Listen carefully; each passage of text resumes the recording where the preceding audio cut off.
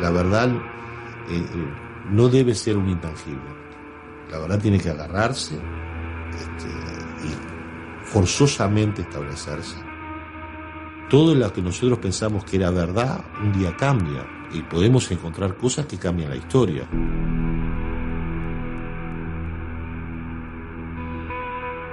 Si alguien dice que tiene la verdad absoluta de lo que pasó en la historia de Brasil desde 1964 hasta el 2012, y considera que ya lo sabe, o él es el fantasioso o es un necio. La historia hay que recuperarla, no está recuperada. Al contrario, está oculta. Los silencios son parte del ocultamiento, la verdad. ¿Por qué? Atenção. O senhor presidente da República deixou a sede do governo. Assim sendo, declaro vaga a presidência da República. O senhor Juscelino Kubitschek presta o juramento de manter, defender e cumprir a Constituição da República. Em seguida, assina o termo de posse. Também o senhor João Goulart compromete-se a exercer o cargo de vice-presidente com dedicação e lealdade, cumprir as leis do Brasil e tudo fazer pelas suas instituições e pelo seu progresso. Um tempo em que tudo estava por se fazer, se fazer o hábito conde, a fome e o pão. Eu acho que a grande característica do Brasil de antes do golpe de 1964 foi a descoberta. O Brasil até então não tinha se descoberto. O Brasil não existia para si próprio. Havia um Brasil ali cheio de otimismo, cheio de esperança, um Brasil que crescia, que se desenvolvia.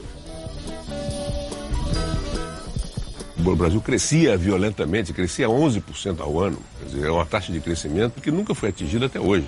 Uma época maravilhosa de se viver. Copa do Mundo, Bossa Nova, tudo isso tinha um clima muito bonito.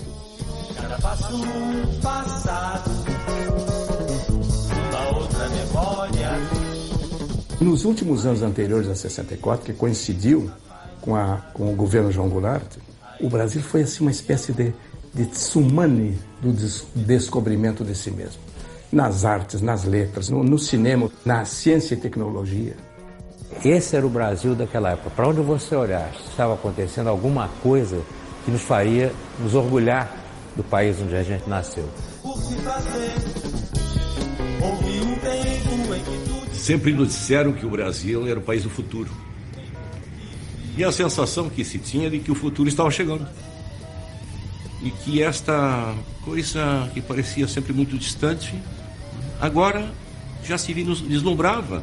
Este país vai deslanchar, este país vai ser aquilo que já as gerações anteriores nos contaram em prosa e verso. Agora vai.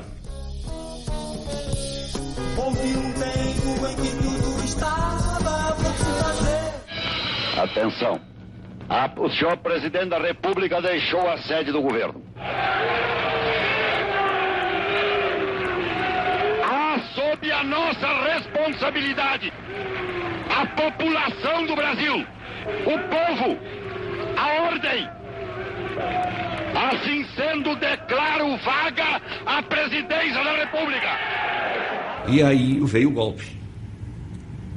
E o golpe nos surpreende. Parece mentira, mas nos surpreende.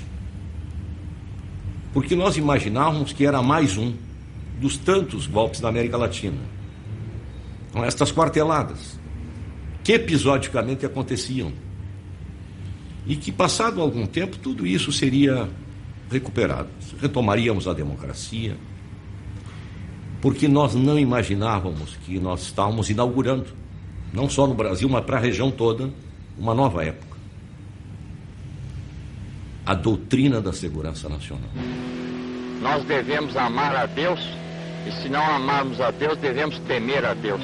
De modo que aqueles que não amam a revolução ou a situação que foi imposta, pelo menos devem temê-la. O baque de 1964, num país que tinha usado as liberdades para se conhecer a si mesmo em todos os ramos de atividade, o baque, o tapa, a bofetada foi tão extensa que nós ficamos quase silenciosos durante muitos anos.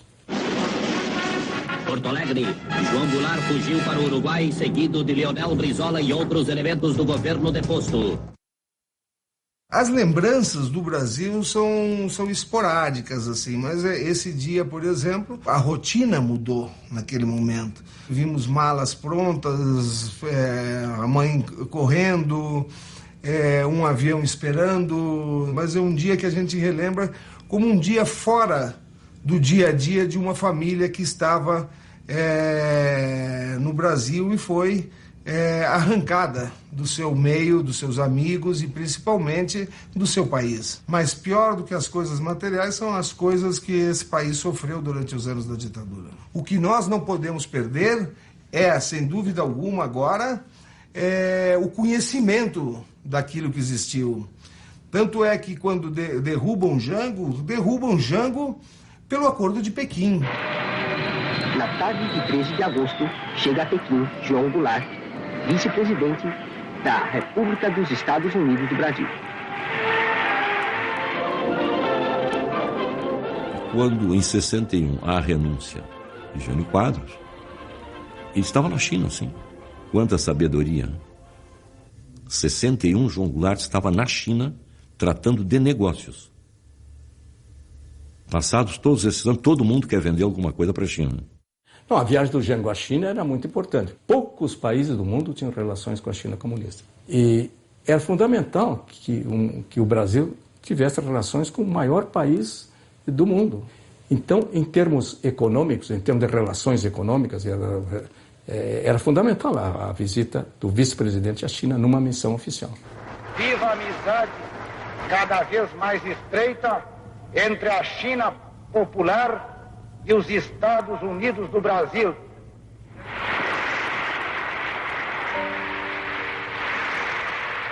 Viva a amizade dos povos asiáticos, africanos e latino-americanos. Depois que o Jânio renunciou e os militares tentando impedir a posse do substituto, quer dizer, normal dele, que era o João Goulart, que era o vice-presidente, né? E o Jânio já fez de propósito, ele já renunciou, certo de que os militares não deixariam o João Goulart assumir. E ele voltaria nos braços do povo. Quer dizer, era um golpe. Em cima desse golpe, o vice-presidente era João Goulart. Né? Com a renúncia do presidente, tinha que assumir o vice. E o vice estava na China. Isso foi interpretado como ele sendo um comunista. Sucede que o Brizola era o governador do Rio Grande do Sul. Aí o Brizola, imediatamente, se juntou com o comandante do 4º Exército, cuja sede era no Rio Grande do Sul, e ameaçou se sublevar, dizer que não aceitava a posição dos militares impedindo a posse do João Goulart. O que garantiu a posse do João Goulart foi o movimento iniciado no Rio Grande do Sul pelo Leonel Brizola, que houve no Rio Grande do Sul, foi uma rebelião popular, se estendeu depois pelo país inteiro, como? Através da rádio. A tal ponto que o 3º Exército assumiu uma postura a favor do governador, ou seja, a favor da Constituição da legalidade. Viu? Depois de ter recebido ordens de Brasília para bombardear o Palácio do Governo em Porto Alegre e, se possível, até as imediações do Palácio. Então a volta dele foi muito complicada. Toda uma negociação, porque no Rio Grande do Sul se resistiu, com a legalidade. Ele veio pelo Pacífico, desce em Montevidéu, fica aguardando para saber como é que iam resolver o problema. Aí ele é levado ao Brasil, recebido em Porto Alegre, e há um acordo de que ele sim assumiria a presidência da República, mas no regime parlamentarista. E o senhor acredita no regime parlamentarista, no êxito desse regime que se instala com a sua pessoa como presidente da República? Basta que o regime parlamentarista traga essa paz e essa tranquilidade tão desejada pela família brasileira, basta que traga um clima de desenvolvimento para o país e ele já terá prestado um grande serviço a essa nação. A partir daí ele passa a trabalhar politicamente, isto é, agosto, para em janeiro, ele vai feito um plebiscito, onde o povo foi consultado se queria manter o parlamentarismo ou queria voltar ao presidencialismo, que ganhou com quase 90% dos votos. Então, aí ele retoma o poder.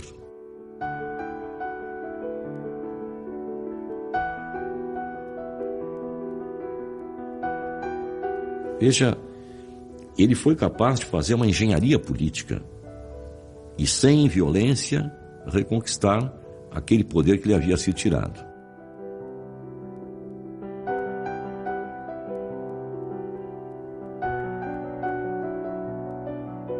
Trabalhadores do campo já poderão então ser concretizada, embora em parte, a sua mais sentida e justa reivindicação, aquela que nos dará um pedaço de terra própria para ele trabalhar, um pedaço de terra para ele cultivar. João Goulart chega ao governo com uma mensagem admiravelmente ambiciosa. A tese das reformas estruturais, chamadas reformas de base, né? E dentre elas uma que era outro tendão de Aquiles, não é? Que é a reforma agrária. Naquela época, você sustentar a tese da necessidade da reforma agrária como condição do desenvolvimento econômico do país era verdadeira, era correta, mas era um desafio às forças dominantes. E havia uma grande preocupação dos Estados Unidos com o Brasil. Aqui o Brasil não poderia ir para a esquerda. Seria um desastre para toda a América do Sul. CBS reports Brazil, the rude awakening. When Cuba erupted into communism, we asked ourselves why. Why did it happen? Could we have prevented it? The United States became conscious of Cuba when a man with a beard seized power 3 years ago. We became conscious of Brazil when a man with a mustache quit power 2 months ago. Cuba is gone. As Brazil goes, so goes South America. It is time for foresight, because Brazil is growling and rumbling with potential explosion. Questão de João Goulart comunista, isso é um dos absurdos. Não é? Era um grande proprietário de terras. Agora, dizer que ele tinha assim, um pensamento preocupado com o social, sim, mas eu nem diria socialista, quanto mais comunista. Um homem preocupado com o social, de desenvolver o Brasil, de fazer a reforma agrária, sim, mas fazer a reforma agrária capitalista, dando a cada novo proprietário um título de propriedade. Isto é o contra qualquer conceito comunista. Foi um governo muito contraditório, mas que manteve uma política externa independente, e isso é que levou o João Goulart a ser deposto. Porque os Estados Unidos não permitiam, naquele momento, nenhuma política externa que não fosse dirigida a partir de Washington. Jangon rétablit les relations diplomatiques avec l'Union soviétique, défend les droits révolutionnaires de Cuba et combat dans l'organisation des États américains les forces favorables à une intervention militaire dans les pays voisins. Kennedy exige que Jangon indemnise les entreprises nationalisées, qu'il rompe le commerce avec les pays socialistes et qu'il annule le veto mis sur les activités des entreprises américaines exportatrices de minerais. Tem a história que o Robert Kennedy veio como emissário do John Kennedy dizer para o Jango que ele tinha que mudar a política e deu uma lista lá dos ministros que ele tinha que tirar, e ele disse que não ia tirar nenhum daqueles ministros. Ele foi para o confronto com o Império.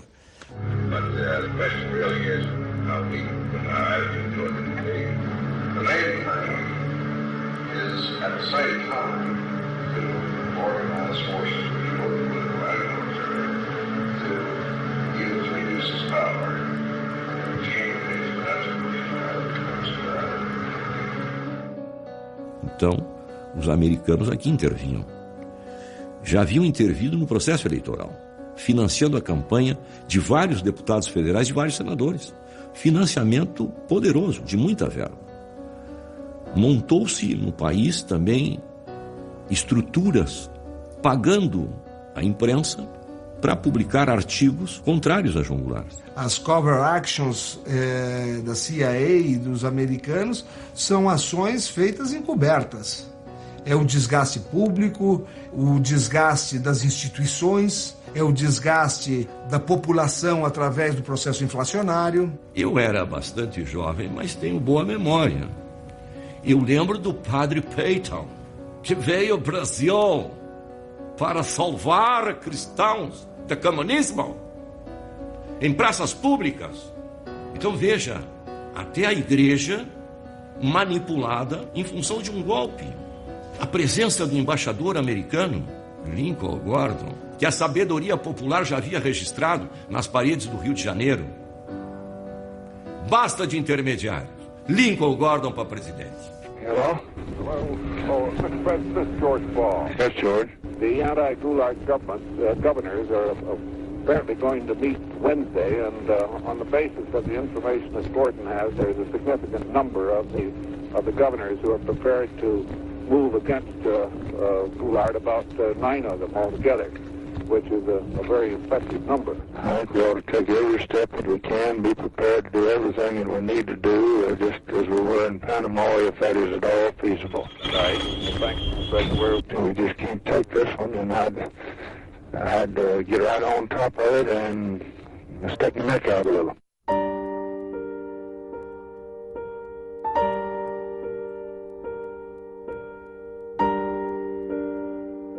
E o presidente João Goulart me disse a mim, da conversa à vida com o Santiago Dantas, em que o Santiago diz, olha, na realidade eu quero informar o senhor de que a esquadra americana já saiu dos Estados Unidos, já está na direção da América do Sul.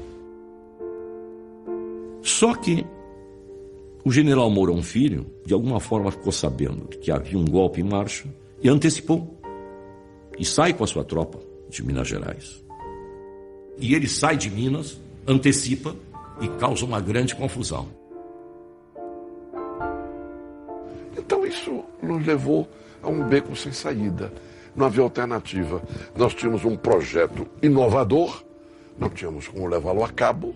Havia uma expectativa de que por trás do Jango estava o Brizola imaginando um golpe. E veio o golpe.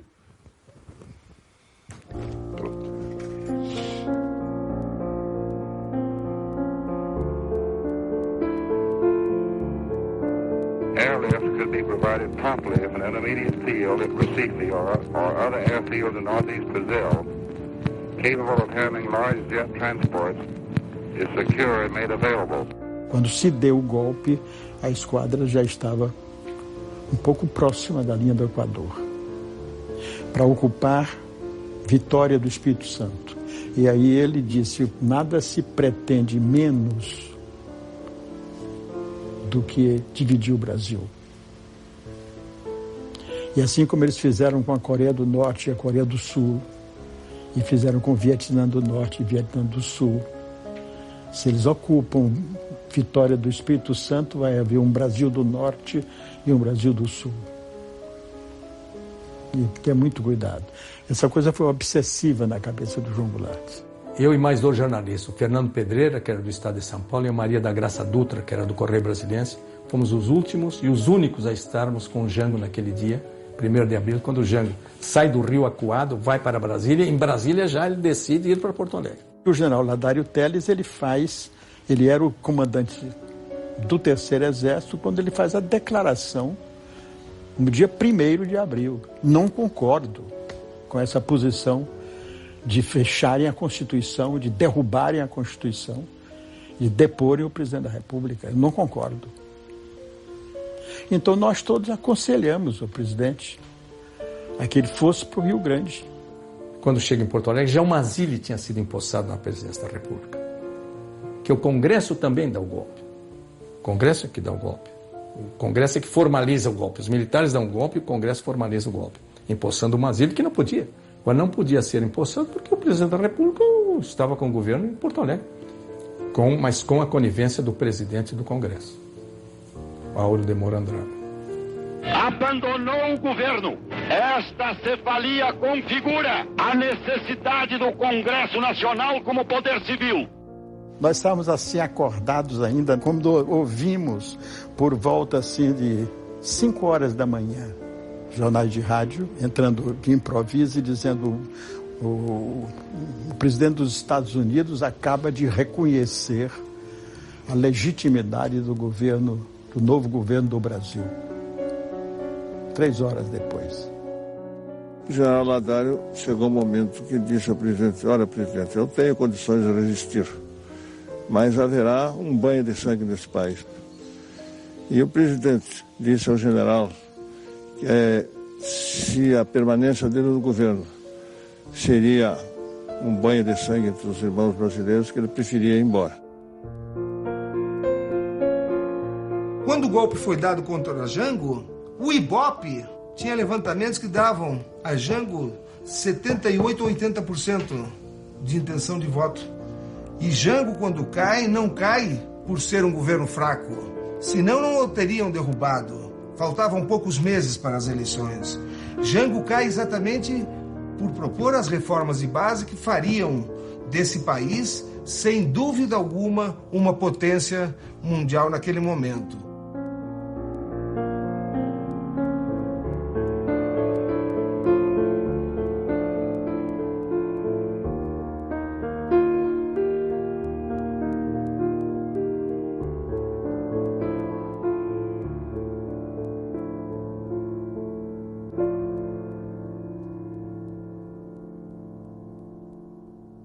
O Jango foi assassinado primeiro quando é exilado. E o exilado é um morto vivo, que sente, que é jogado na beira da estrada, que lhe negam qualquer direito ou acesso a qualquer coisa, mas que ele sente, ele respira, é um morto que respira. E nesse respirar do Jango, uma das grandes angústias dele era o total de respeito daqueles que foram liderados seus, que procuraram se acomodar ou pelo menos não se comprometer na convivência política com ele, salvo aqueles que exilados estavam. Mas os que aqui ficaram se afastaram muito. Isso maltratava muito o Dr. João Goulart. E o que assinala muito essa mágoa do Jango, esse sofrimento dele no exílio, eu acho que eram as estadas dele da cidade de Santo Tomé, que é fronteiriça a São Borja. E que o Jango ia ali e à tardinha ficava sentado e ficava com muita saudade e muita nostalgia olhando para São Borja. Com a sua atitude de ir para o exílio e de não resistir, hoje a história lhe está dando a vitória. Porque qual foi a grande vitória de Jango? Preservou seu território, que estava em risco diante de uma resistência, e principalmente preservou o povo brasileiro de uma guerra civil. Há 4 anos passados, o Dr. João Goulart é que era o perigo. Então, como é que agora eu posso me aliar ao que era o perigo há 4 anos passados? É muito simples, porque o que era o perigo há 4 anos passados agora é um aliado precioso na direção da mesma luta que sempre travei, pela democracia e pelo progresso do Brasil. O perigo agora é outro. O perigo é nós ficarmos passando da mão de general para general e o povo não ter mais nem liberdade, nem possibilidade de fazer valer os seus direitos. A Frente Ampla foi em 1967, num período de abertura do governo Costa e Silva. 3 grandes da Frente Ampla, que eram Juscelino Kubitschek, João Goulart e Carlos Lacerda. O único que não tinha perdido os direitos políticos era o Carlos Lacerda. Então, o único beneficiário concreto era o Carlos Lacerda. E aí, isso gerou também alguma resistência do Brizola, que não aderiu à frente. E Jango, sempre numa posição política e colocando o Brasil na frente das suas prioridades, ele disse: olha, eu fiz a Frente Ampla porque nós estamos aqui no exílio lutando contra uma ditadura de 38, e aí chegou o Lacerda aqui com uma metralhadora dentro da nossa trincheira, vamos colocar e depois a gente resolve as nossas divergências. É uma tentativa política, né, que eu acho que foi válida. Doutor Carlos Lacerda, Vossa Excelência ganhou mais ou perdeu mais com o encontro de Jango e o rompimento de Sodré? Não sei se ganhei mais ou perdi mais, sei que o Brasil ganhou.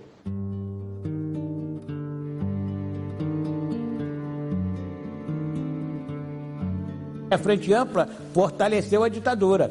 O 68, o ato número 5, é um filho espúrio da Frente Ampla. É lógico que eles ficaram com medo, e uma união de todas essas forças. O Carlos Lacerda, eu dizia muito para ele, que olha, Carlos, você vai enfrentar grandes problemas, grande oposição do seu grupo mesmo.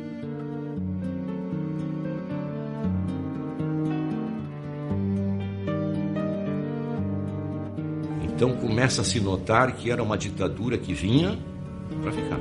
E a 68, ato institucional número 5, com toda a gravidade e com esta repercussão tremenda de um aparelho repressivo que cai sobre os brasileiros com força total, que o Brasil tratou de transmitir para os países da região, minando as democracias do Uruguai, do Chile, mantendo a do Paraguai, influenciando gravemente na Bolívia. Então, este foi um período duro que se viveu.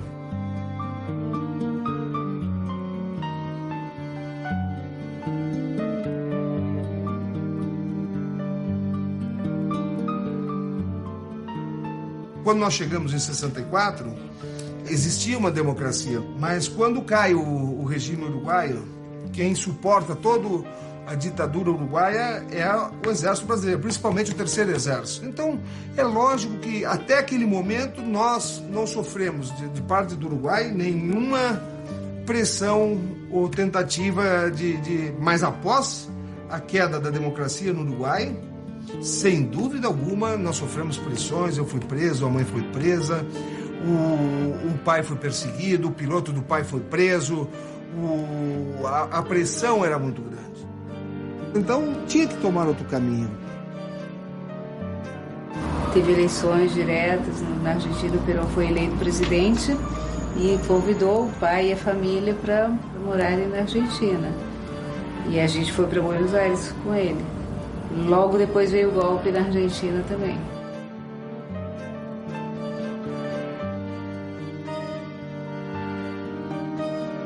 Depois veio o golpe, claro, e chegaram informações de que existia uma orientação para sequestrar os filhos de Jango. Aquilo era a espécie da mão de obra mafiosa das Forças Armadas, o subproduto da polícia, de tudo. Atentado em Buenos Aires, em 1974, enmarcada dentro da Operação Cóndor, se produjo a morte do general Carlos Prats e de sua esposa, Sofía Cuthbert, quienes fueron víctimas de un atentado. Hay documentación que hay un plan que se le llamó el Plan Cóndor, que en definitiva, independientemente del nombre, es un plan represivo entre Chile, Argentina, Paraguay, Uruguay y Brasil para, por un lado, exterminar a las organizaciones de izquierda o revolucionarias, organizaciones armadas o pacíficas que querían o tenían ideas distintas a lo que en ese momento imperaba como la Guerra Fría en el mundo, y por otro lado matar y generar un terrorismo de Estado a través de la muerte de los principales líderes. A Operação Cóndor já estava em andamento. Nós temos um documento que mostra o serviço de inteligência do Exército Uruguaio dentro da Argentina, monitorando uma reunião que ele teve com o Michelini dentro do apartamento do presidente Torres.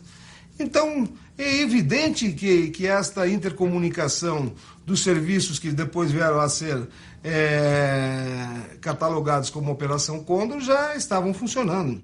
O sea, mi padre vivía en el Liberty, Corrientes y Florida, el centro de Buenos Aires, absolutamente custodiado el centro por policías de todo tipo. Caen varios Falcon con gente con ametralladoras. Estamos hablando de paramilitares uruguayos y argentinos. Entran en el hotel sin ningún tipo de problema y van hasta el piso 7, que era donde estaba durmiendo mi padre. Algo pasó en el cual mi padre es secuestrado, después termina siendo asesinado junto con Gutiérrez Ruiz.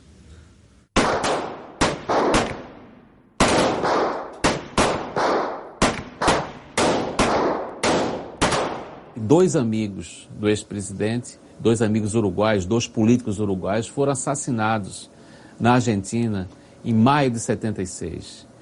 E ele, segundo depoimento de amigos, ele recebeu um telefonema. Alguém dizia, você será o próximo. Mas quando mataram o Torres também descobriram um grupo que disseram que uma das coisas que seriam feitas era assassinar o Jango e os filhos e sequestrar os meninos. Authorities are not saying what kind of bomb was responsible. Former Ambassador Letelier was pronounced dead on the scene. Letelier had been an outspoken critic of the military regime now ruling Chile. Evidentemente se concentra em 1976 toda esta perseguição, né, aos exilados de uma forma ou outra, principalmente na Argentina e Chile, enfim. Contexto norte-americano. A eleição de Jimmy Carter com um discurso claro de que ele não estava de acordo com práticas das ditaduras do Cone Sul. Isso me leva a supor, e creio que com bastante razão, que as ditaduras militares da região começaram a preocupar-se com uma transição sob a qual eles não teriam controle. É o jogo da abertura. A abertura para a América do Sul, quer dizer, a substituição dos militares que não permitiam, de certa maneira, que se abrisse também as economias. Eles fecharam os regimes políticos e estatizaram as economias. E isso passou a desagradar. E aí veio a onda da democratização da América do Sul. Isso aí está relatado em diversos livros aí, por outras motivações, não é? E aí esses militares que estavam no poder começaram a dizer, bolas, vem aí essa tal de democracia, vem eleições, e são esses aí que vão ganhar as eleições. E nós estamos presos, diziam eles, não é? E aí vem uma série de assassinatos.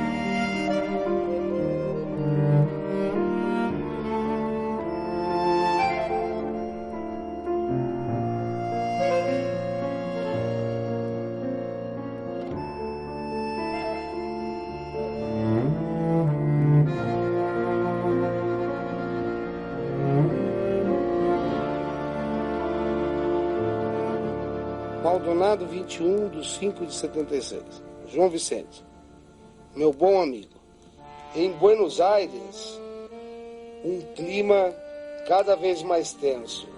Há 2 dias, sequestraram do hotel e de sua residência os nossos amigos. Senador Michelini e deputado Gutierrez Ruiz. Uma monstruosidade que me leva a pensar no meu futuro na Argentina. Já me sinto velho e um pouco desanimado para novos empreendimentos. Isso talvez fique para vocês. João Goulart o mês de setembro, recebeu um aviso do chefe de polícia de Buenos Aires, dizendo: até aqui, doutor João Goulart, nós mantivemos a sua segurança. Daqui para frente, não posso mais lhe garantir nada. É aí que ele resolveu que ele queria sair também da Argentina, não queria mais ficar no Uruguai e na Argentina, ele queria ir para Paris e ir para Londres com os meninos. Foi para Londres, voltou para organizar os negócios todos para sair também, porque isso ele me disse: olha, nós vamos sair daqui, vamos sair em seguida. A principal obsessão de João Goulart nesse período não era ir para a Europa visitar os filhos, era voltar para o Brasil. E há um relatório secreto do SNI, essas histórias há muita fantasia a respeito, mas eu acho que há indícios claríssimos assim, de que ele realmente planejava voltar ao Brasil. Ele não ia esperar que um dia a anistia viesse. E há um relatório do SNI, produzido em agosto de 76, um relatório confidencial, que diz o seguinte: em Paris, pela obsessão da volta e das perspectivas que eles estão criando no Rio Grande do Sul, João Goulart mostrou-se inclinado a regressar ao Brasil. Ao lhe ser ponderado que conviria, antes de adotar tal decisão, o reexame da questão, respondeu que seu propósito de retorno está admitido, em princípio, sem haver uma resolução definitiva. Ou seja, havia a intenção de João Goulart clara de voltar. Isso foi registrado em relatórios secretos do Serviço Nacional de Informações, o famoso SNI. O Brasil o tinha caçado por 10 anos. Ou seja, ele era livre para voltar para o seu país. E quando ele se preparava para voltar, existe uma circulação interna do Silvio Frota dizendo: se o ex-presidente chegar oriundo de qualquer parte, em qualquer ponto do território nacional, será preso imediatamente, levado a uma unidade militar e incomunicado de quem quer que seja.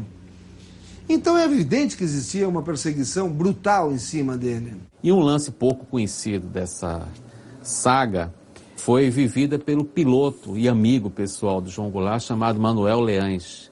Ele participou dessas gestões para uma possível volta de João Goulart. Ele recebeu a visita de um agente do SNI em Porto Alegre, em casa, que seria o emissário de militares. Ele interpretou, o Manuel Leães, essa visita como uma sondagem sobre a eventual disposição de João Goulart de voltar ao Brasil. Obviamente, o Manuel Leães comunicou essa visita ao João Goulart. Os dois teriam um encontro para discutir pessoalmente esse assunto e, por uma dessas coincidências inexplicáveis, no dia em que haveria a tal reunião, ele recebeu a notícia de que João Goulart tinha tido um infarto e tinha morrido na Argentina, né?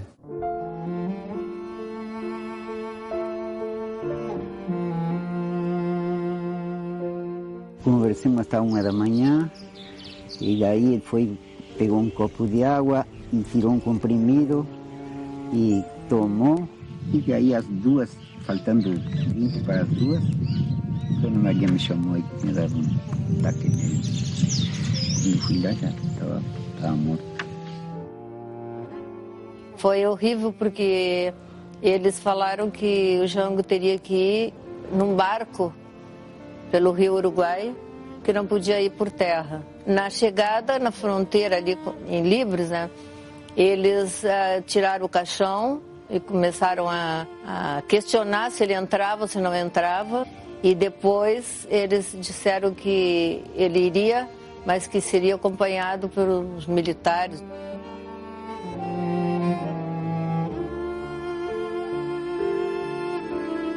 Entre Uruguaiana a São Borja, durante toda a estrada, havia pessoas acenando com o laço branco, reconhecendo que ali estava passando o corpo daquele que havia sido um presidente do Brasil e que o saudavam no seu regresso à pátria, morto.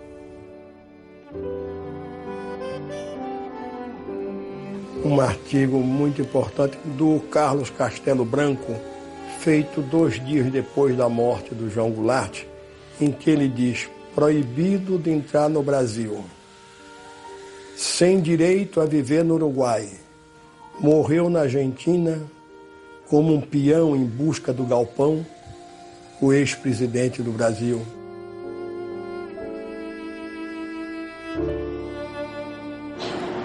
Ele morreu onde não queria morrer, no exílio. Se há um que não queria morrer no exílio, era João Goulart. Desculpem, mas quando eu falo em preso, eu lembro uma dúvida que eu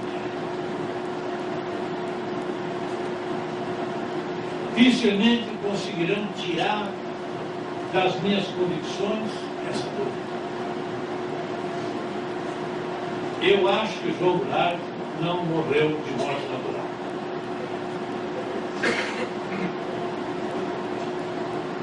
Como outros, naquela época,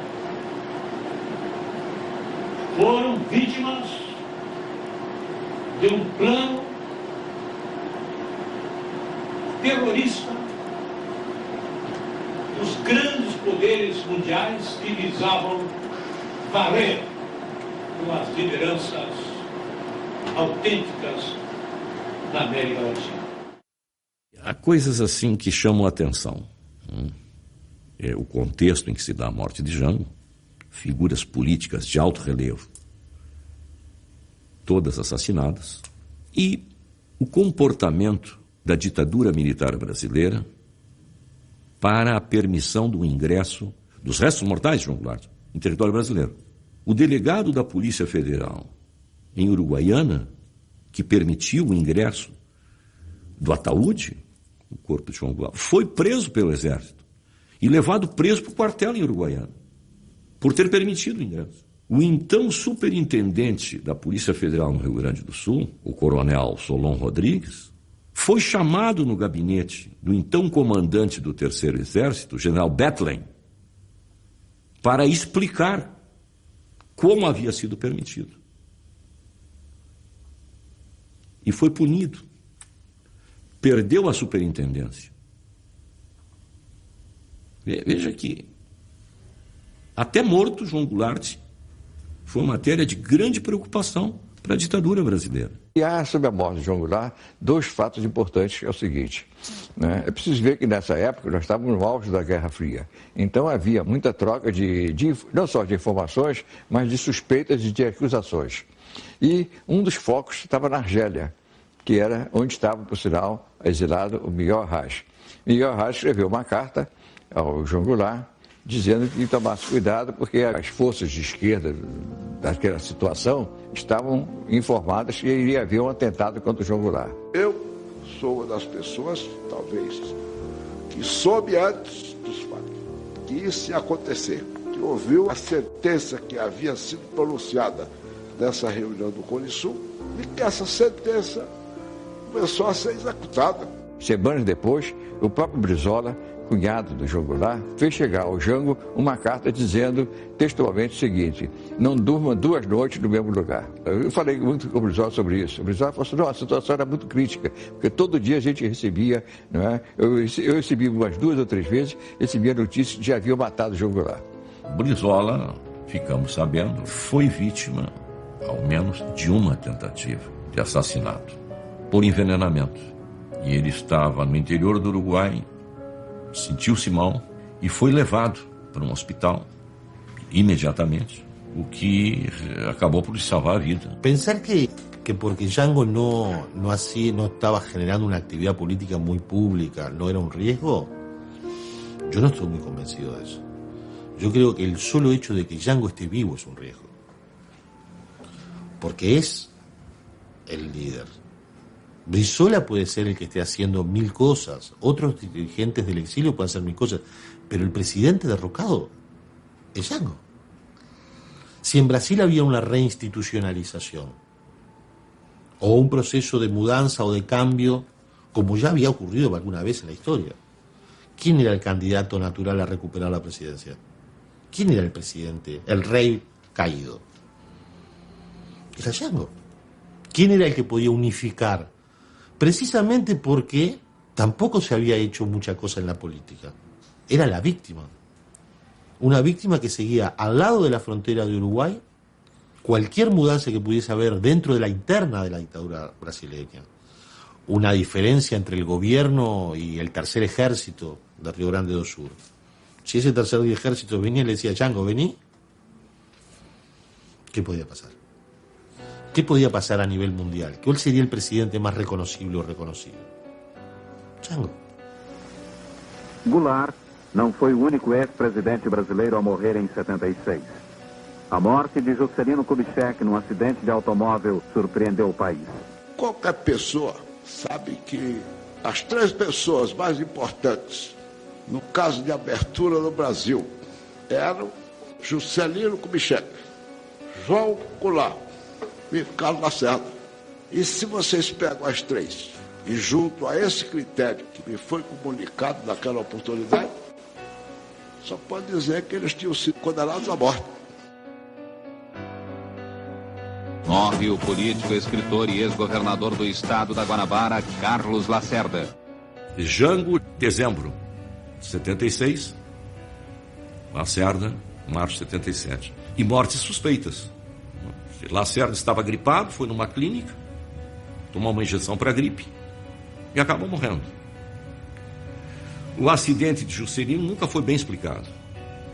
E o caso de João Goulart nos remete à necessidade de investigar. Logo depois da morte do Lacerda, eu fui procurado por várias pessoas que acharam estranho a morte de 3 líderes da Frente Ampla. Juscelino, por exemplo, 10 dias antes da morte dele, correu o boato que ele tinha sido morto na mesma hora, 16 horas e 20 minutos.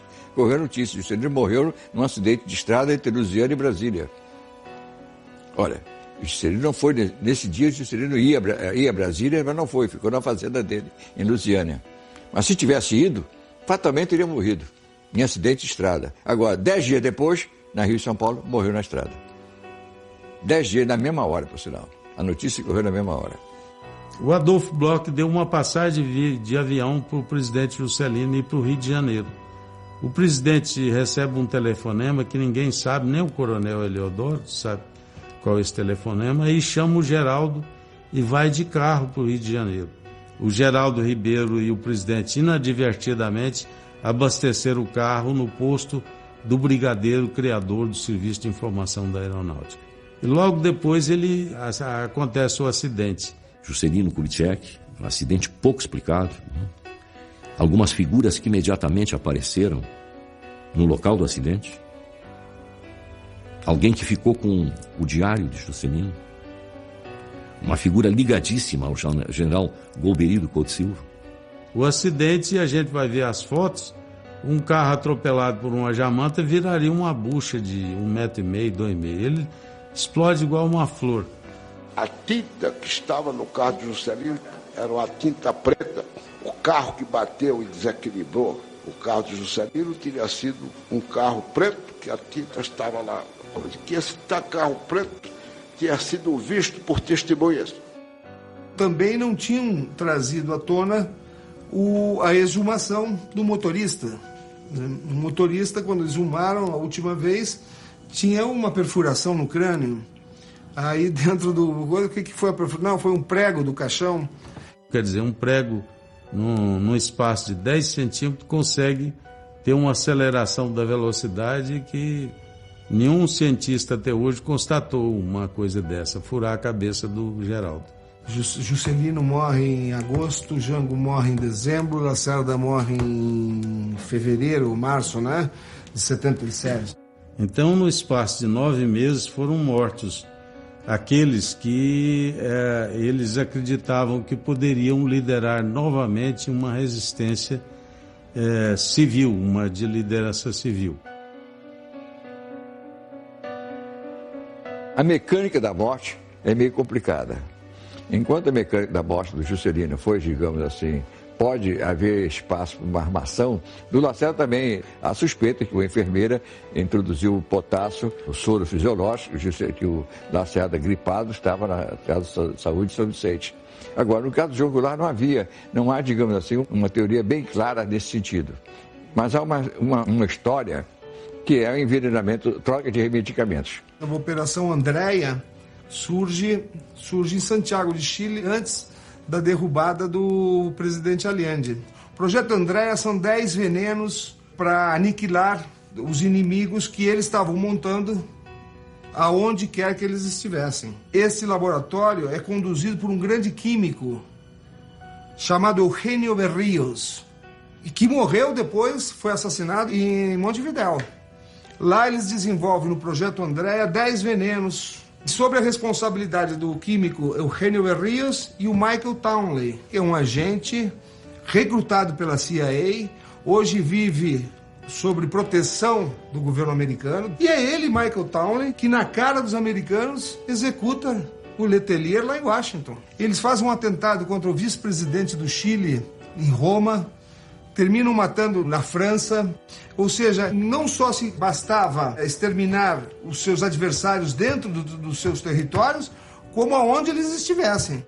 No caso do João Goulart, ele morre na fazenda, né, em Mercedes. Os remédios que ele tomava, ele era cardiopata. Os remédios que ele tomava desapareceram, pura e simplesmente, da cabeceira. Entrou lá uma pessoa e entrou perguntando pelos remédios e recolheu os remédios. O corpo do João Goulart foi colocado de pijama dentro do caixão. Foi proibido abrir o caixão e todo esse deslocamento do corpo do João Goulart até o túmulo é acompanhado pelos serviços de informações brasileiros. Hoje, ontem, qualquer pessoa que morre em território estrangeiro é feita uma autópsia. E a surpresa grande foi que não foi permitida fazer autópsia nem na Argentina, não foi feito nem no Brasil, e depois, detidamente, a gente foi vendo a certidão de óbito dele, consta morte por enfermidade, que é morte por doença, uma coisa muito vaga, não é uma coisa que possa constar numa certidão de óbito. Essa coisa estranha, que lá morreu e não fizeram um exame para definir a causa-morte, autópsia, que se faz em qualquer pessoa, por mais desvalida, por mais abandonada que esteja. Um ex-presidente, o regime argentino, que era militar, ditatorial, ele tinha a obrigação de fazer até em defesa própria. Há 24 anos morria na Argentina o ex-presidente João Goulart, uma morte até hoje mal esclarecida e que está sendo investigada por deputados numa comissão externa. O Brizola que afirmava que o Jango tinha sido morto.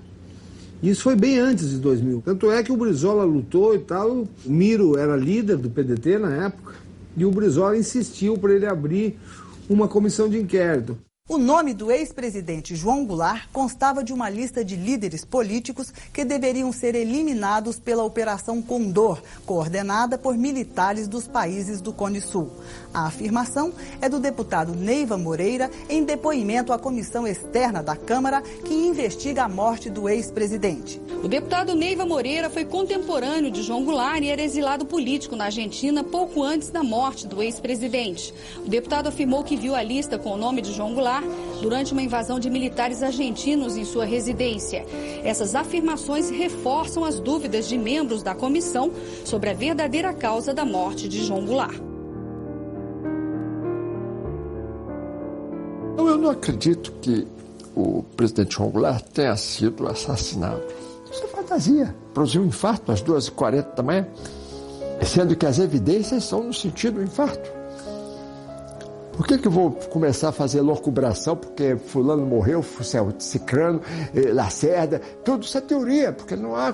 O que há de evidente era que ele era um cardíaco e teve um infarto devido a essas condições. Muniz Bandeira critica como una versión fantasiosa todo esto porque él ha escrito una versión oficial sobre la vida de Goulart. Y Muniz Bandeira tiene mucha importancia y conocimiento en Itamaraty. Es más, investigadores de Itamaraty, algunos documentos solo los abren después que los vio Muniz Bandeira. Muniz Bandeira tiene un poder muy grande en Itamaraty. Lo que a mí me llama la atención es que Muniz Bandeira considere que todo sea una gran mentira o una gran fantasía cuando hay efectivamente elementos que por lo menos generan sospecha.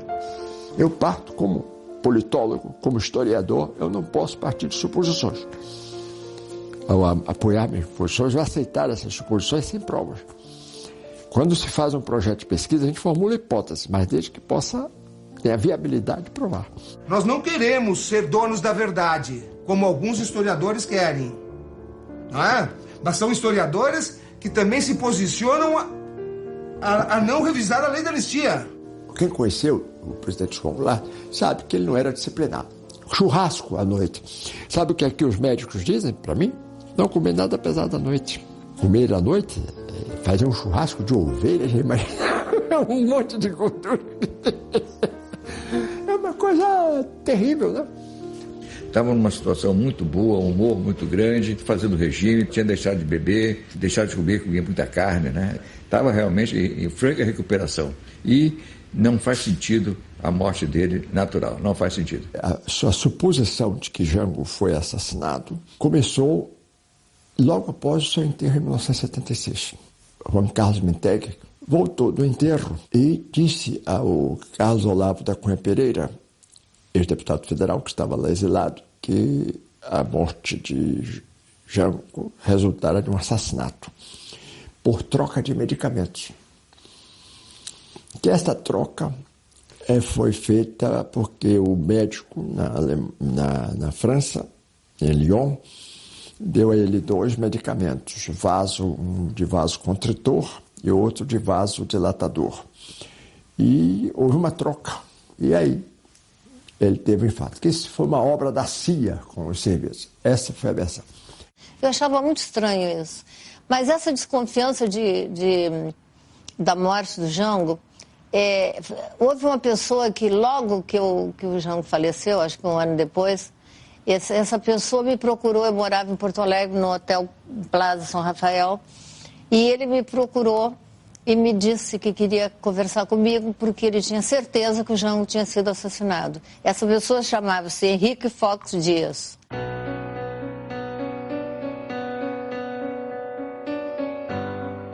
Fox Dias era o proprietário da estância El Milagro, em Maldonado, e que vendeu essa estância para Jango. Tornaram-se amigos. Quando da morte de Jango, ele começou a perceber de que muitas coisas irregulares e altamente suspeitas estavam acontecendo. Inclusive que João Goulart estava sendo roubado e que a morte de Goulart era muito suspeita. E haviam pessoas próximas também a João Goulart que mantinham esta mesma posição, de que a morte não havia sido natural. E ele procura Maria Tereza Goulart, se dispondo a investigar, e procura várias e várias vezes.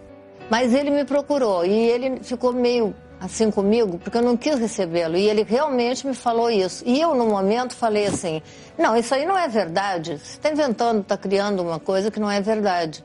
Até que finalmente, num contato, consegue uma procuração que o autorizava a investigar. Ele foi à Argentina, ele foi a Mercedes, ele falou com um médico que atendeu João Goulart já morto, ele falou com policiais, ele conversou com o capataz da fazenda, ele volta ao Uruguai, também faz o mesmo trabalho investigativo.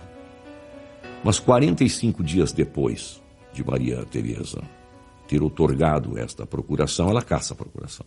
O ex-presidente João Goulart morreu no exílio em dezembro de 76 e o traslado de seu corpo para ser enterrado em São Borja foi tumultuado.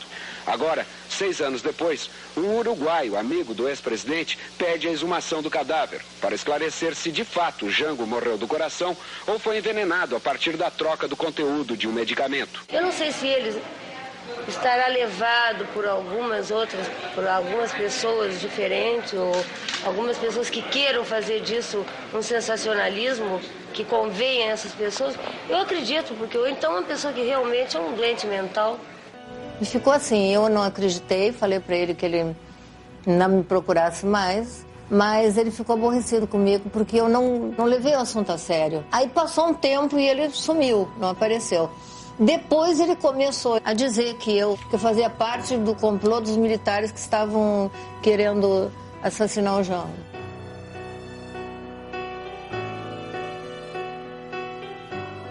Ao que parece, ele ficou muito aborrecido com esse gesto E aí escreve o seu livro famoso, El Crimen Perfecto, aonde afirma que João Goulart foi assassinado e elenca uma série de situações que, de certa forma, remeteriam a se acreditar que sim, que foi um assassinato. Que más que un libro, es un informe. El libro que yo escribí sobre el doctor Goulart es simplemente un informe donde se explican todos los pasos que sucedieron, que concurrieron a la muerte de él, es decir, todos los hechos esos que van realizando y quiénes fueron los que de alguna forma tuvieron una relación directa com a morte dele. Assim.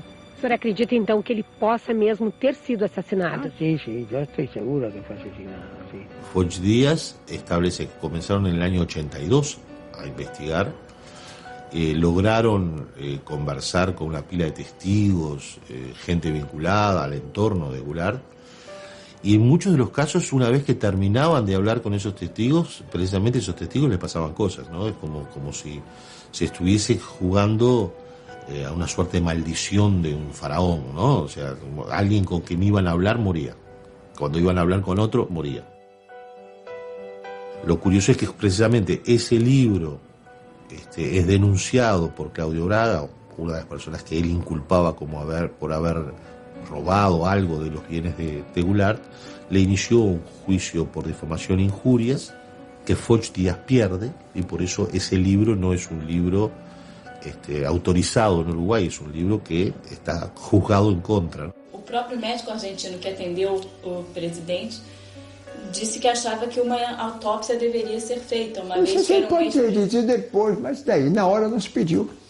A opinião qualquer um pode dar. Eu posso dar, a autópsia devia ser feita, eu posso dizer isso hoje. Claro. Isso não tem dúvida. Ninguém é contra a autópsia. Eu digo, a autópsia poderia ser feita, sim. Mas acontece que ninguém pediu porque não havia razão na hora. É que ele também não deve ter sabido que depois que nós pedimos essa investigação pública, o médico foi atropelado e morto, né? Se você olhar, todo mundo que estava perto desse episódio morreu de causas pouco naturais. Inclusive uma pessoa que ia depor lá na comissão. Maldonado, agosto del 2006. El vuelo más importante del Cóndor. Entre paréntesis, plan. B. A partir de la fecha de mi denuncia de muerte dudosa de Goulart, realizada en el juzgado de la ciudad de su cuartel en la provincia de Corrientes, República Argentina, en 1982, fallecen 15 personas ligadas estrechamente al caso. Con excepción de una de ellas, todas mueren de corazón. Henrique Foch Díaz fez um trabalho onde registra 18 mortes, sendo que 15 de ataque cardíaco, vinculadas de alguma maneira com o caso de João Goulart. Primero, Cayetano Fiordelmondo Goulart, Tito, brasilero, cocinero durante João Alonso Mintegui. Tercero, su señora esposa, Mintegui, brasilera. Cuarto, Jacques Bloch, Jaquito, brasilero, propietario de la revista Machete. Hugo Wilkin, Francisco Perocho, Pinocho, Percy Penalvo. Maneco Suárez Leal, brasilero. Carlos de León. 13. Richard Rafael Ferrari, argentino, médico pediatra, residente en Mercedes, provincia de Corrientes. Buscado en su casa en la madrugada del 6 de diciembre de 1976, atiende al doctor Goulart, certifica su muerte. Concurre a la comisaría de Mercedes donde denuncia y pide la realización de una autopsia y que quede constancia en su pedido. No murió del corazón, su muerte ocurre a raíz de un extraño accidente automovilístico que solicito sea investigado. 18 mortes, sendo que uma delas do ex-piloto de Jango, uruguaio, que veio de Buenos Aires, do barco que faz Buenos Aires Colônia, e no meio do caminho morreu. Ele vinha depor num processo. Morreu. De problemas cardíacos. Rubén Rivero, segundo piloto uruguayo, empleado por Goulart. Fue el primero que me habló de su certeza que el doctor fue asesinado y de la pasividad de sus dedos ante flagrantes delitos, robos y apropiaciones por gente del entorno de Jango. E ele pegou o barco, o ferryboat, para depor no outro dia no juizado de Maldonado. E ele morre também em circunstâncias... morre dentro do barco. Nunca tinha tido problemas cardíacos, dizem que foi de infarto, e some a mala dele com todos os documentos que seriam apresentados em juízo no outro dia no departamento de Maldonado, no Uruguai. Quando o barco atracou no lado uruguaio, não quiseram e não permitiram que o corpo aqui ficasse. Fizeram com que voltasse para a Argentina. Também é outro fato, assim, meio desconexo. Por que isto? E o que é mais interessante é que, mesmo depois de morto, episódios que estavam relacionados a João Goulart continuavam sendo registrados. E só se encerra quando da morte de Ribeiro, seu piloto. Veja que o serviço secreto uruguaio continuava preocupado com João Goulart. Então são 18 mortes e a 19ª que é o próprio Henrique Fox Dias. Fin del tercer grupo de testigos fallecidos. Quien en este documento expresa en primera persona y lo suscribe Enrique Fox Díaz. A ver cómo salió. Para mí el valor de la grabación de Fox Díaz, más allá de que él pueda también tener una teoría conspirativa o más allá de que él tenga una frustración por no haber podido quedarse con las grabaciones o hacer el libro que él pensaba hacer, en su certeza de que Goulart fue asesinado, el testimonio lo que importa es quizás el hecho de que lo hace y muere. Fox Díaz hace esa grabación y en el 2007 también muere del corazón. Él es el 16º muerto del corazón en toda esta trama en la cual hay tanta gente vinculada a João Goulart que muere del corazón. A Comissão Externa da Câmara, que investigou as circunstâncias da morte do ex-presidente João Goulart, aprovou o relatório final do deputado Miro Teixeira. O relatório final não confirma a tese de assassinato, mas conclui que a morte de Jango aconteceu em plena atividade da Operação Condor. Tenho convicção de que o nome dele estava numa lista para ser executado, para ser assassinado. Convicção que decorre dos depoimentos aqui tomados, do que aconteceu com outros políticos, da diligência policial militar que foi feita no edifício de Buenos Aires, onde ele tinha escritório na Avenida Correntes, onde foi sequestrado um senador uruguaio que lá estava, o senador Michelini, que depois foi executado. Então, naquele dia, eles arrombaram também a porta do escritório do João Goulart. Então, o João Goulart estava marcado para morrer.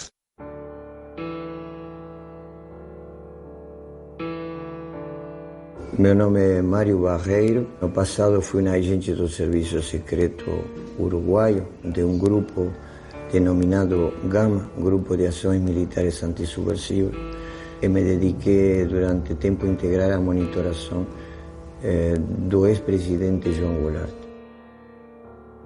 En el año 2002, en noviembre, a mí me otorgaron un premio de derechos humanos en Porto Alegre.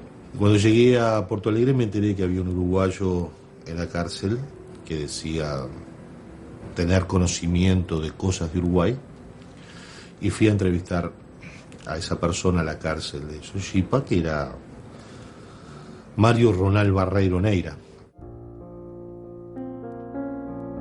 Y entre las cosas que me contó sobre Uruguay, también me incluyó toda una historia que en aquel momento yo no la consideré de importante para mi artículo en Uruguay, que era la existencia de una conspiración para asesinar a Goulart en el marco del Plan Cóndor.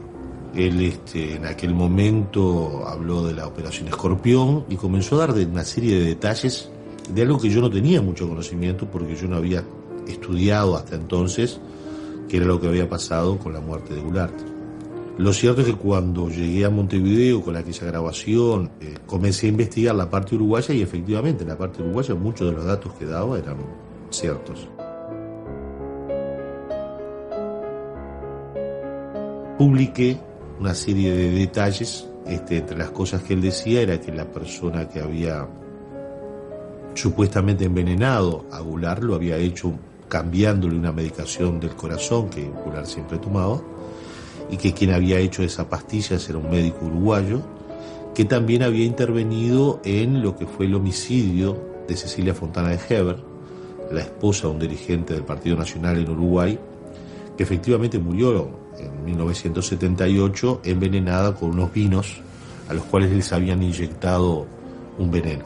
Pasó el tiempo y esa nota quedó así, hasta que una serie de hechos comenzaron a demostrar que lo que había dicho Barreiro Neiro en el 2002 en aquella entrevista podía tener parte de verdad.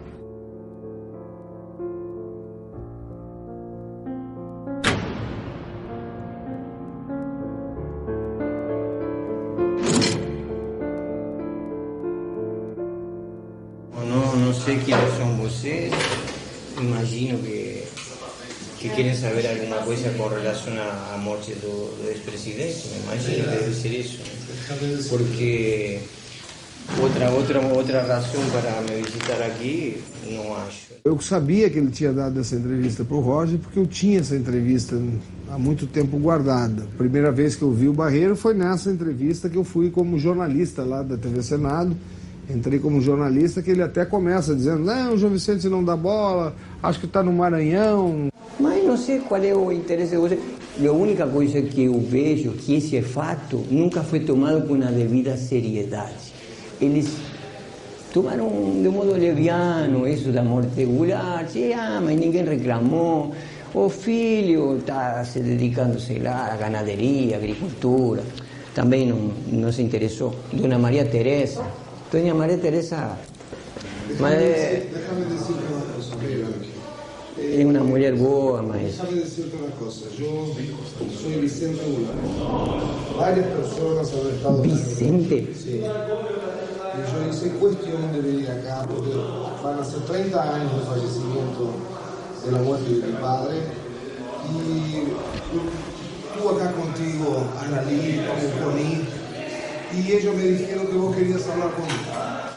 Foi difícil. Realmente é uma situação de encarar uma pessoa que está ali te dizendo que participou do extermínio do seu pai. Eu acho que eu imagino que o senhor deve ter raiva de mim, porque eu fiz parte de um conluio que terminou com a vida de seu pai. Mas eu não podia fazer muita coisa, não podia fazer. Era um elemento, uma engrenagem naquela máquina. Eu não era nada, era um tenente de fantasia. O tenente Tamuz era tenente para fazer as coisas. Mas agora eu reconheço que eu fiz parte de toda uma engrenagem, toda uma máquina para eliminar um homem que não merecia morrer. Não é porque o senhor que é o filho está hoje presente. Eu já venho dizendo desde o ano 84 que João Goulart não merecia aquilo, né?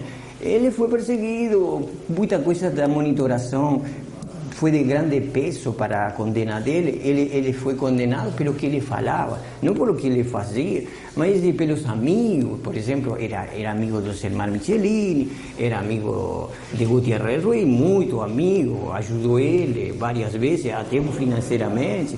Uma das coisas que me surpreendeu no relato dele foi realmente que ele tinha conhecimento de uma batida de um carro que eu bati em Montevidéu e nunca foi feito o boletim de ocorrência. Só o fato dele saber disso, que só eu sabia, o telefone da fazenda, por exemplo, eu nem me lembrava, ele deu de cor. Tudo o que ele falava era monitorado, o que falava no telefone 220-30, me lembro, aquele da Milagro, era o número do telefone era 220-30, me lembro até agora. Eu me tenho sentido meio envergonhado de estar falando com uma pessoa que, se você fosse um jornalista, eu me sentiria mais à vontade, né? Mas você, o filho, não reconhecia, né? Você está diferente. Puxa, eu já vi você várias vezes. Vi uma vez com a filha do odontólogo, com a Estela. Vi uma vez lá em Maldonado. Você tinha cabelo comprido. Mário Barreiro Neira foi um funcionário da polícia de Montevidéu. Um radiotécnico que fazia a manutenção dos equipamentos de rádios das viaturas e da central. E que circulava, assim, no meio policial. E que participava de uma organização de ultradireita chamada Juventud Uruguaya de Pie. Gente arregimentada pela extrema-direita para ações de extrema violência. Sabia muita coisa. Diz algumas coisas importantes, sim, que nos levam a investigar. E investigar profundamente. Ele realmente conta que existiu, não é, uma operação que primeiro era de monitoramento e que depois, a pedido do governo brasileiro, tornou-se uma operação de extermínio.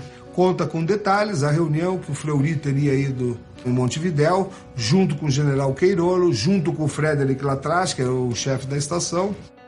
Efectivamente había existido la presencia de Fleury, del DOPS brasileño, en conexión con Uruguay. También se descubrió que efectivamente Latras, un agente de la CIA, había estado operando en Uruguay como jefe de misión y era uno de los nombres que él manejaba. Los oficiales que él nombraba también eran ciertos. También se pudo investigar que era cierto que él había estado trabajando tanto en la policía como en prefectura, como otro lado, con contratos de 1 año. Eso era cierto. Lo conocí en jefatura de policía. Creo que los años, no me acuerdo, pero creo que era acabándose la dictadura. ¿Cómo apareció ahí? No sé. El tipo fue fusilero naval, el FUSNA. Y el FUSNA, vos sabés que lo que es, cumplís orden nada más, así matar a tu madre. Siempre misterioso. Siempre andaba con un papelito, unos papelitos que entraban en la palma de la mano, pero también nunca escribía claro. Siempre escribía en código. Y apareció en otra posición, fíjate que siendo fusilero, siendo policía, termina siendo ladrón y reducidor, muy bien informado y trataba de informarse más. Ahora, es capaz de hacer, para mí, cualquier cosa. Eu vi muitas coisas. Eu vi muitas coisas. Escutei de interrogatórios, vi torturas, espanquei também. Vi muita coisa. E vi como se confeccionava aquele elemento, aquele produto composto químico, ao qual não era somente um ingrediente que possuía um elemento que aumentava o ritmo cardíaco, tinha outro que engrossava a densidade do sangue e tinha um terceiro que aumentava a pressão arterial. Veio um composto químico proporcionado por um agente da inteligência dos Estados Unidos. Depois disso, quem confeccionou foi o Dr. Carlos Mille Golubos. Lo que eu soube e pude perceber que o Dr. Carlos Mille Golubos, o Capitão Adonis, como médico legista, ele foi o que ficou no comando. Nós sabíamos que tinha 30 comprimidos, né? E um seria o letal. Desse modo, eu me perguntei, por que um e não todos? É tão caro? Não é que seja caro. É que não pode ficar comprimidos, não poderia ficar um comprimido para uma perícia. Ele continuou a visitar o Hotel Liberty. O Hotel Liberty era o ponto de encontro dos exilados. Tinha acontecido a morte dos irmãos Michelini. Ele continuou a ir ao mesmo hotel e, como taciturno, assim, meio pensativo, ficava naquele lugar onde mesmo se sentava com o ex-amigo dele, há pouco tempo executado e morto.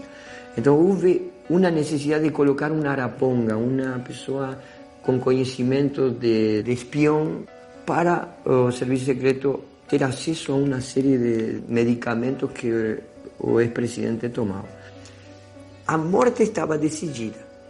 A morte do presidente estava decidida através de um método encobertado.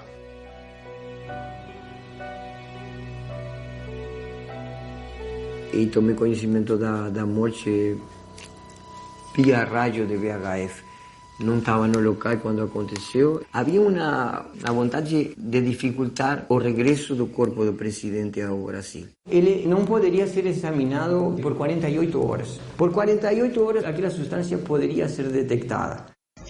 Amigos, la justicia uruguaya envió un exhorto a la justicia brasileña para interrogar al ex agente de inteligencia, Mario Barreiro Neira, quien acusó a su ex jefe Carlos Miles como uno de los responsables de la muerte del expresidente de Brasil, Goulart. A versão do Mário Neira Barreiro bate com o que aconteceu lá no Uruguai com o Carlos Miles. Ele estava exigindo um posto de diretor dentro de um hospital lá, não lhe foi dado, ele ameaçou dizer as coisas que tinha conhecimento e caiu da sacada do primeiro andar e morreu com o pescoço quebrado. Suicidaram o Carlos Miles. Todos los contextos y todos los entornos de lo que dice Barreiro Neira son ciertos. Lo único que falta es confirmar que efectivamente se le cambió la pastillita y que esa pastillita fue la que provocó la muerte de Goulart. Todos los demás contextos son correctos. O sea, sin duda que más allá de si Barreiro Neira dice o no dice la verdad, él es un manipulador. Él ha leído todo lo que podemos haber leído todos nosotros sobre Goulart. Y perfectamente podría ser mentira todo lo que dice Barreiro Neira. El problema es que lo dijo en el 2002. Y muchas de las cosas que nosotros sabemos ya las dijo Barreiro Neira y luego fueron confirmadas. Eso no estaba en libros.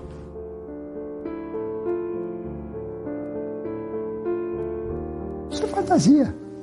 Ele fazer o veneno, botar, não sei o que, isso tudo é mal explicado. A troca de medicamento de vasodilatador por vasoconstritor, isso poderia ter acontecido. Mas quem trocou? Então podia ser gente da alta intimidade dele. Eu não acredito que isso tivesse ocorrido. Eu até falava com o Muniz Bandeira, que ele é meio descrente do Mário Neira e tal, e eu mandei para ele o documento do agente B, e diz claramente o seguinte: ontem, de forma clandestina, o agente B esteve na residência do ex-presidente Goulart e de lá subtraiu carta do Perón, subtraiu carta não sei o quê, subtraiu das gavetas, porque essas cartas estavam em gavetas. Agora eu pergunto, quem subtrai clandestinamente documentos de uma gaveta não pode ter trocado um remédio?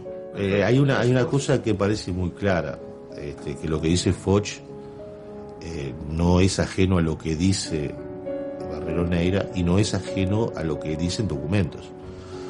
La documentación que existe sobre las actividades de Goulart en el lado uruguayo hablan de un informante dentro de su circuito.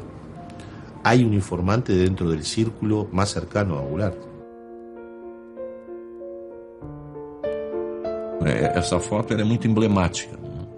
É um conjunto de fotos de um churrasco acontecido na fazenda de João Goulart, em Maldonado, que foram colocadas num papel ofício, timbrada, Serviço Nacional de Informações. Cada pessoa que aparece na foto está numerada e abaixo se dá o nome. Isto é do serviço secreto. Quem sacou as fotos? Quem é que tirou as fotos? Imagina, naquela época, uma câmera fotográfica não era nada discreta. Então, como num local de um ex-presidente deposto, rodeado de pessoas que haviam sido caçadas, alguém levanta uma máquina fotográfica e começa a tirar fotos e ninguém reclama. É porque sim, esta pessoa seria próxima, muitíssimo próxima, e que estava a serviço. Nós temos continuado a luta pela elucidação. Nós tivemos idas e vindas dentro do processo. Inclusive, em certo momento, a própria investigação no Ministério Público do Rio Grande do Sul, um dos procuradores tentou arquivá-la. Quando eles queriam encerrar o caso e que nós defendemos diante da Procuradoria, a própria subprocuradora da República ressalta as obrigações que tem o Ministério Público diante do Brasil. Ouvir Frederic Latrache, ouvir Michael Townley. Por que outros países já ouviram esses personagens e o Brasil não consegue ouvi-los ou não tem vontade de ouvi-los. O Chile, recentemente, ouviu novamente o Frédéric Latranche no caso recente da morte do seu ex-presidente, Eduardo Frei, que foi provado que foi morto com gás mostarda, diluído dentro do hospital. Agora, nós não podemos fazer isso? Este procedimento que a família, com toda a legitimidade, move pelo direito de saber como ele era vigiado e perseguido no exílio e que pode revelar as condições e a verdade sobre a sua morte também, essas informações elas poderão ser muito importantes até para a recuperação e apresentação histórica deste presidente, sobre o qual, durante tantos anos, nós soubemos tão pouco. E não perdermos de vista que ele foi um presidente cercado por todos os lados, por forças repressivas e golpistas. Ele foi cercado pelo interesse internacional e é por isso que as circunstâncias da sua morte, assim como a morte de Juscelino, são um ponto de interrogação para o Brasil e que a nação brasileira tem o direito pleno de conhecer o que ocorreu com ele. Porque o que ocorreu com ele diz respeito ao que ocorreu conosco, como nação.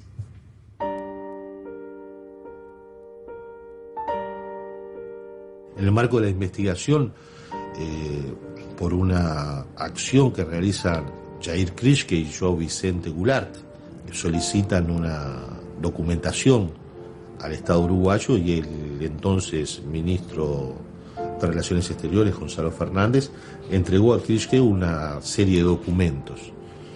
Entre esos documentos del Estado uruguayo se confirma que hubo un mes antes de la muerte de Goulart un movimiento dentro de su estatus dentro de Uruguay que puede hacerlo semejante a lo que le ocurrió a otras víctimas del Plan Cóndor. O governo uruguaio, ditadura uruguaia, começa a pressionar não somente João Goulart, mas a vários asilados brasileiros para que renunciem à condição de asilado e passem a ser residentes. Em 7 de novembro de 76, Jango formaliza a sua renúncia ao status de asilado político. Jango morre um mês depois, sem ter recebido a formalização da sua condição de residente no Uruguai. Então se pode dizer, João Goulart morreu indocumentado. Eso es precisamente lo que había ocurrido a otras víctimas del Cóndor. En 1974 el general Prats, chileno, no pudo salir de Buenos Aires porque se le anuló su pasaporte por parte del gobierno chileno y él no aceptó un pasaporte como refugiado de ACNUR. En 1976, el mismo año de la muerte de Goulart, los legisladores uruguayos Elmar Michelini y Héctor Gutiérrez Ruiz tienen una circunstancia similar. El gobierno uruguayo, por orden del canciller Juan Carlos Blanco, le anula sus pasaportes y Michelini, que pensaba viajar a Estados Unidos para hacer una denuncia ante el Congreso norteamericano sobre la situación de Uruguay, no puede viajar porque no tiene pasaporte. En el mismo 76 es que ocurre esto con Goulart. En noviembre pierde su condición de refugiado, de asilado, no le dan la condición de residente, viaja a Buenos Aires, va al Hotel Liberty, de ahí va a su estancia en las Mercedes, en Corrientes, y ahí fallece de un ataque al corazón.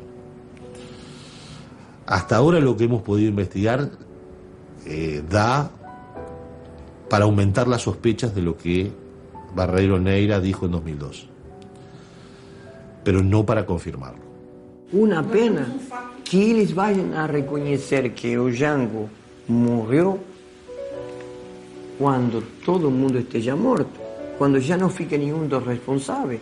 Que teria que ser? Algo oportuno, eficaz, preciso, como a informação, e oportuno. Depois de um homem estar morto, ¿de qué sirve? Un periodista uruguayo viene y entrevista a una persona en una cárcel de Brasil que dice algo y en 10 años no se ha podido demostrar si es verdad o mentira. En 10 años la justicia no intervino. En 10 años lo único que hubo fueron asambleas legislativas, comisiones CPI, comisiones investigadoras, y el Estado nunca decide como Estado iniciar una causa o una investigación formal de la muerte de un presidente derrocado. Condenando al teniente general Jorge Rafael Videla a la pena de reclusión perpetua, condenando al almirante Emilio Eduardo Macera a la pena de prisión perpetua. En la Argentina, la justicia está juzgando a los que eran intocables de siempre y a los poderosos de siempre. En este marco de este extraordinario proceso, nos llega la noticia de que acá, en la Argentina, en mi provincia de Corrientes, en el norte de la Argentina, habría sido asesinado Joao Goulart. Entonces se puso en marcha una causa que forma parte de este proceso de verdad y justicia. Y en estos momentos se está trabajando en la elaboración de un protocolo científico que permita realizar, una vez que se sepa cómo, la exhumación del cuerpo de Django a efectos de determinar la hipótesis de envenenamiento, que es la base de la actuación judicial. Quer dizer, país que já evoluiu na sua legislação de anistia, como a Argentina, que já puniu, já botou ex-presidentes militares na cadeia, e nós recebermos internacionalmente uma carta rogatória da Argentina exigindo que nós brasileiros façamos exumação de nosso ex-presidente, quando aqui em nosso país foi solicitado há mais de 4 anos, isso vai ser doloroso para a história da nossa nação. Quiero utilizar una frase que no me pertenece, porque pertenece ya a todo el pueblo argentino. Señores jueces, nunca más. Silencio en la sala. Silencio. É de fundamental importância o conhecimento pleno daqueles que mataram, daqueles que torturaram, daqueles que lutaram, daqueles que resistiram.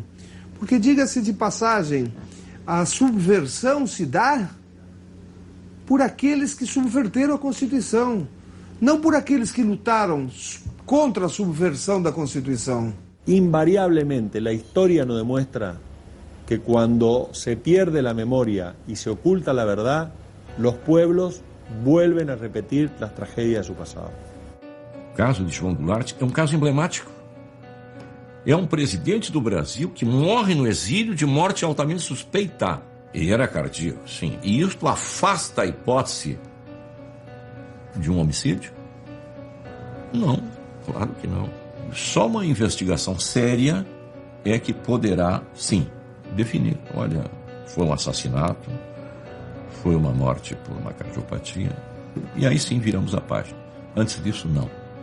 De jeito nenhum. Nós até hoje não sabemos se houve assassinato ou não. Então nós temos que ter um cuidado muito grande em dizer que foi assassinado. Agora, nós não podemos viver eternamente nessa dúvida, a família.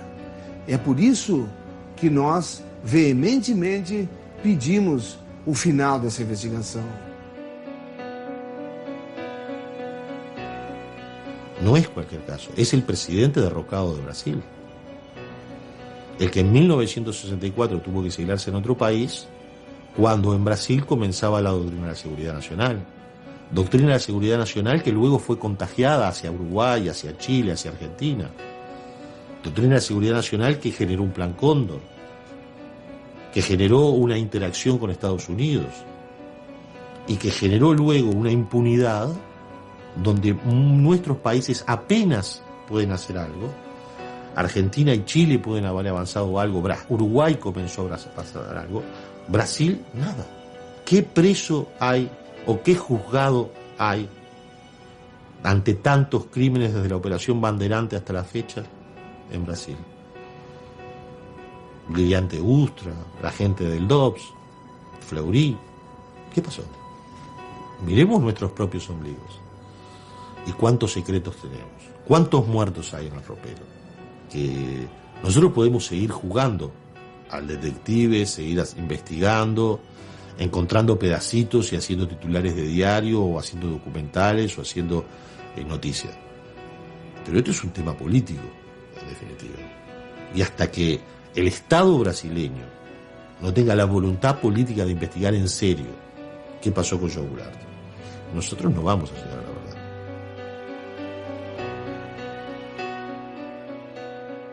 ¿Cuál es la razón del secreto? ¿Por qué hay secreto de Estado en documentos? ¿Quién es el que quiere el secreto?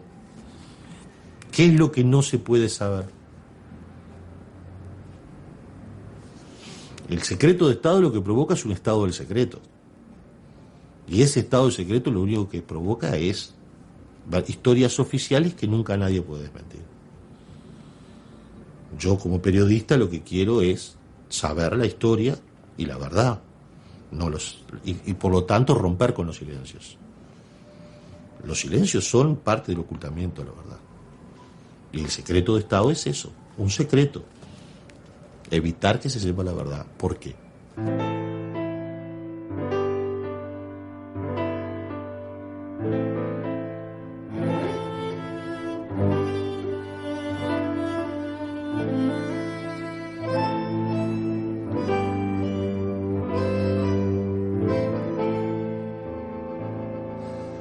Jamais imaginamos encerrar essa história.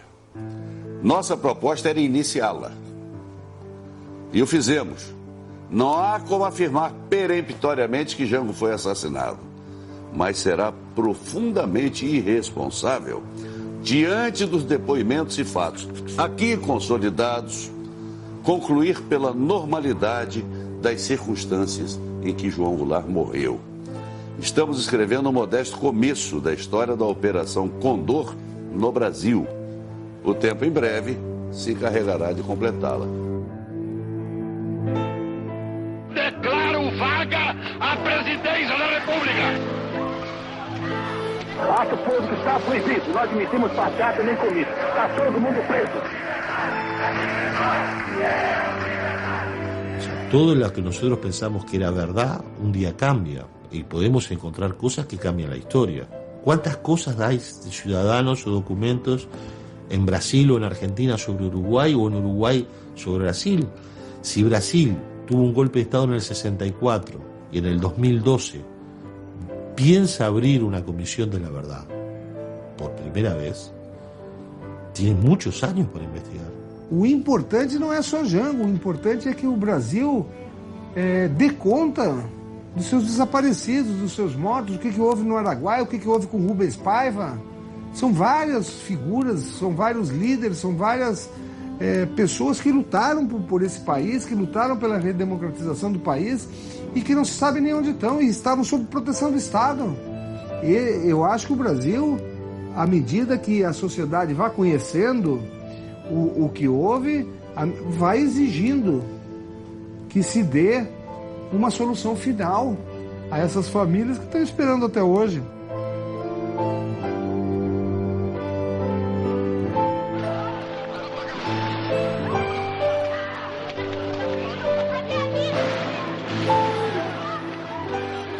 As famílias cumpriram um papel essencial de manter viva a memória, seguirem lutando por um direito que é delas, mas que diz respeito a todos os cidadãs brasileiras, que é a verdade sobre aquele período. A narrativa histórica oficial, ela não tem só lacunas, ela tem inverdades estabelecidas.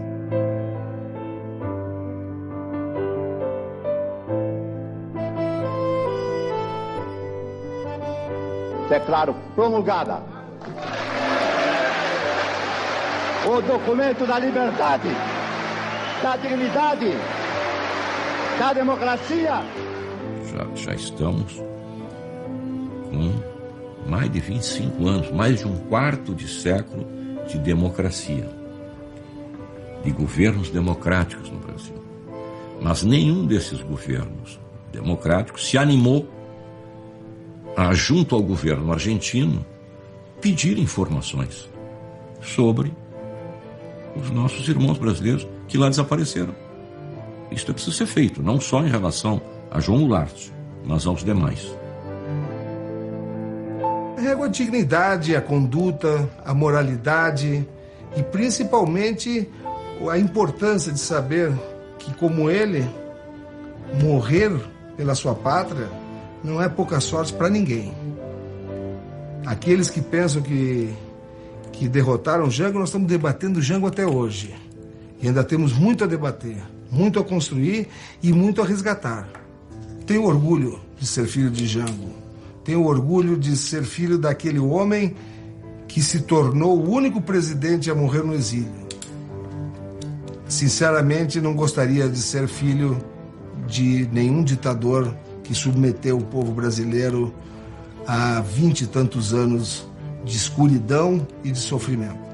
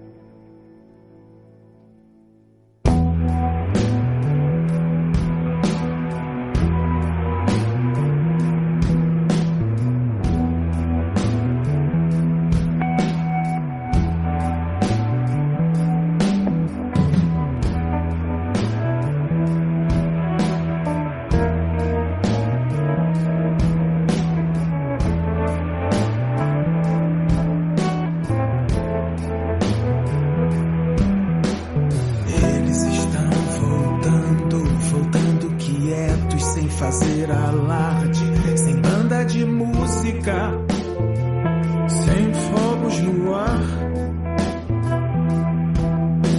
Chegam sofridos, trazendo suas mágoas guardadas no bolso, trazendo suas dores marcadas no rosto.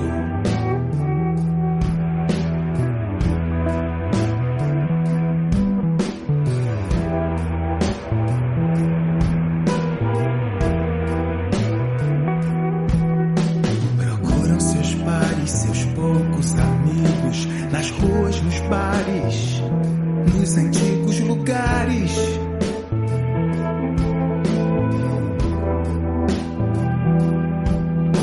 Procuram seus mortos, suas velhas imagens, às vezes as vozes ouvidas no exílio.